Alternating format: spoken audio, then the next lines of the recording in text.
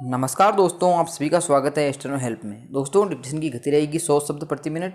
अगर आपकी गति कम है तो आप 90 की जो डिक्टेशन अपने यूट्यूब चैनल पर डेली आएगी, आज भी अपलोड कर दी गई है, तो उसको आप लिख सकते हो। जैसे जैसे आपकी गति बढ़े फिर आप 100 का प्रयास कीजिए, अभ्यास इसका कीजिए। तो स्टार्ट करते हैं। 3, 2, 1 स्टार्ट। कल माँ और बेटे के बीच हुई रोचक बात सुनिए विराम। परिवार की बात नहीं है, नहीं सामाजिक है विराम। दरअसल बात विज्ञान की है, लेकिन आप सभी को पढ़ लेनी चाहिए और अपनी राय भी देनी चाहिए, जिससे यह बात आगे बढ़े विराम। तो सुनिए, कल ही समाचार पत्र में एक समाचार प्रकाशित हुआ था कि धरती पर भार बढ़ रहा है विराम। इस कारण इसके चुंबकीय क्षेत्र में परिवर्तन हो रहा है विराम। और यदि ऐसा ही रहा तो आने वाले वर्षों में धरती 2 भागों में विभक्त हो जाएगी विराम। मैंने अपने बेटे को बताया कि यह क्या है क्वेश्चन मार्क। अब वह इंजीनियर है तो विज्ञान क्षेत्र में कुशल ही है विराम। वह बोला कि मैंने भी इस समाचार को पढ़ा है विराम। प्रश्न यह है कि धरती का भार कैसे बढ़ रहा है क्वेश्चन मार्क। पृथ्वी पर मौजूद संसाधनों और ऊर्जा से ही तो यहाँ सब कुछ बनता है विराम। अर्थात यहाँ की ऊर्जा और यहाँ के संसाधन सब यहीं लगते हैं, तो फिर इसका भार कैसे बढ़ा क्वेश्चन मार्क। जैसे कि यदि किसी का जन्म होता है तो या कोई चीज़ बनाई जाती है तो माना जाता है कि इन दोनों प्रक्रियाओं में धरती की ऊर्जा का ही उपयोग होता है विराम। फिर जब कोई चीज़ नष्ट होती है या किसी की मृत्यु होती है तो वे दोनों इस पृथ्वी की ऊर्जा में समा जाते हैं विराम। अब मेरी जिज्ञासा बढ़ रही थी विराम। मैंने पूछा कि मतलब वह ऊर्जा पंचतत्व में विलीन हो जाती है क्वेश्चन मार्क। लेकिन हम तो जलकर शीघ्र ही पंचतत्व में विलीन हो जाते हैं और वे दफन होते हैं क्वेश्चन मार्क। उसने कहा वे भी कभी न कभी पंचतत्व में विलीन होते ही हैं विराम। मतलब यहाँ की ऊर्जा यही काम पर आ गई विराम। पैरा। अब मेरा जो प्रश्न था वह किसी धमाके से कम नहीं था विराम। मैंने पूछा कि हम तो ऊर्जा सूर्य से भी लेते हैं और सारे ही जीव जगत सूर्य के कारण ही बढ़ते हैं, तो यह तो पृथ्वी के अतिरिक्त हुआ न। फिर हमारे इतने ग्रह हैं जिनकी ऊर्जा भी हम लेते हैं विराम। हमारे यहाँ ज्योतिष विज्ञान है जो कहता है कि हमारे जीवन में ग्रहों का प्रभाव होता है, तो सत्य ही है विराम। हम सभी से ऊर्जा लेते हैं तो सभी से प्रभावित भी होते हैं विराम। इसलिए ज्योतिष एक बहुत बड़ा विज्ञान है जिसे समझना अति आवश्यक है विराम। इस एनर्जी यानी ऊर्जा के सिद्धांत ने हम दोनों को ही अवाक कर दिया। उसके कहा इसे मैं विस्तार से पढ़ूंगा विराम। विज्ञान कुछ भी कहे, लेकिन मुझे तो समझ यही आया है कि ज्योतिष ज्ञान है और अब इसे समझकर विज्ञान की तरह सिद्ध करना होगा विराम। कब मंगल से हम ऊर्जा लेते हैं, कब बृहस्पति से और कब बुध से विराम। इसी के अनुरूप हमारा जीवन बनता है विराम।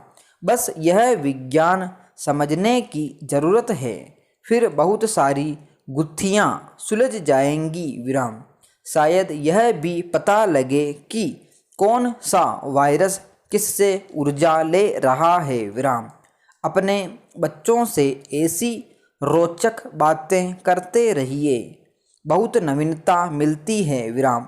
वैसे आप सब करते ही होंगे, लेकिन थोड़ा कुरेद कर सीखने की दृष्टि से करेंगे तो सार्थक परिणाम मिलेंगे विराम पैरा। जीवन के अंतिम पड़ाव की मनः स्थिति अत्यंत महत्वपूर्ण होती है विराम। हमारे इतिहास में इसके दो विपरीत उदाहरण देखने को मिलते हैं विराम। एक रामायण काल में जटायु और दूसरे महाभारत काल में भीष्म पितामह विराम। जटायु अंतिम समय में संतुष्टि के साथ मृत्यु को गले लगाने के लिए तैयार थे, वहीं भीष्म अंतिम समय में भयंकर पीड़ा से व्यतीत थे विराम। असल में सीता हरण के दौरान एक नारी की अस्मिता रक्षा के लिए जटायु ने रावण का प्रतिरोध किया था विराम। वहीं भीष्म समर्थ एवं शक्तिशाली होने के बावजूद चुपचाप अपनी कुलवधू के भरे दरबार में हुए अपमान को देखते रहे विराम। रणभूमि में भीष्म को तमाम बाण लगे और सरसैया पर पड़े पड़े उन्हें असहनीय वेदना से गुजरना पड़ा विराम। दार्शनिकों के अनुसार उन्हें यह पाप घावों के कारण नहीं बल्कि उन दायित्वों के कारण हो रही थी जो वे चाहकर भी पूरे नहीं कर सके विराम। उनका जीवन उदाहरण है कि यदि समर्थ हैं तो अधर्म का प्रतिरोध अवश्य किया जाना चाहिए विराम पैरा। जीवन के सुखद समय में मनुष्य अपने तर्क वितर्क से गलत को भी सही ठहराता रहता है, परंतु अंतिम समय में जब उसकी शक्ति क्षीण हो जाती है तब उसके अनैतिक कर्म तथा उनके प्रति दिखाई गई उदासीनता भारी पीड़ा के रूप में उसे अवश्य व्यतीत करती है विराम।